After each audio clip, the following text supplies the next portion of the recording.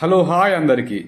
మనం రోజు చూసే సైకిల్ చిన్నపిల్లల నుంచి పెద్దవారి వరకు అందరూ వాడే ఈ సాధనం ఎలా పుట్టింది, ఎందుకు పుట్టింది, అది పుట్టాక ఎన్ని మార్పులు జరిగాయి, ఇప్పుడు మనం వాడే గేర్ సైకిల్ ఎలక్ట్రికల్ సైకిల్కి అసలు నాంది ఎక్కడ మొదలైంది, ఈ వీడియోలో తెలుసుకుందాం. మనందరికీ ఎంతో ఉపయోగకరమైనటువంటి సాధనం. సైకిల్ పుట్టుక 19వ శతాబ్దం మొదట్లో, అంటే 1800 ప్రారంభంలోనే జరిగింది. అంతకుముందు సైకిల్ అన్న పదం కూడా ఎవరికీ తెలియదు. 1817లో కార్ల్ డ్రైస్ అనే జర్మన్ వ్యక్తి డ్రైజెన్ అనే వాహనాన్ని రూపొందించాడు. మొదట సైకిల్ 2 చక్రాలు కలిగి పైడిల్లు లేకుండా మనమే అడుగులతో ముందుకు నడిపేలా ఉండేది. ఇందులో చక్రాలు, హ్యాండిల్ ఉండేవి, పెడల్ మాత్రము అప్పుడు లేదు. దాని తర్వాత సైకిల్ ఎన్నో మార్పులు చెందింది. మన ఆరోగ్యానికి చాలా మంచి సాధనం ఈ సైకిల్.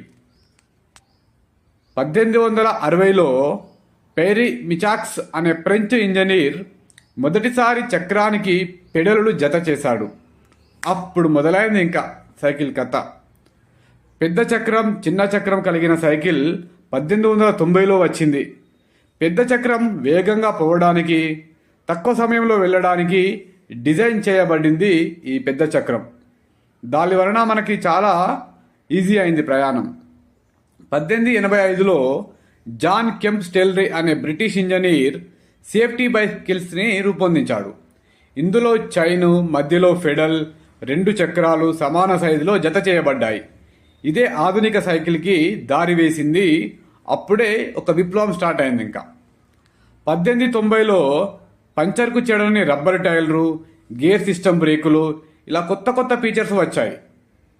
20వ శతాబ్దంలో మొత్తం సైకిల్ విస్తరించిపోయింది. Racing cycles, mountain bikes, gear system, road bikes, electrical bicycles, e bikes, ఇలా ఎన్నో విధాలుగా రూపాంతరం చెందింది. మన సైకిల్ యొక్క రూపకల్పన ఇన్ని విధాలుగా మారింది. ఇప్పుడు అందరికీ ఎంతో ఉపయోగకరంగా ప్రయాణ సాధనం అయిపోయింది. సైకిల్ ఎప్పటి నుండో పర్యావరణానికి హాని లేనటువంటి సాధనం. ఇప్పటిదాకా చాలా దేశాల్లో ఇది ముఖ్యమైనటువంటి రవాణా సాధనం. తక్కువ ఖర్చు, వ్యాయామం, ఆరోగ్యం అన్నీ ఇందులో ఉన్నాయి.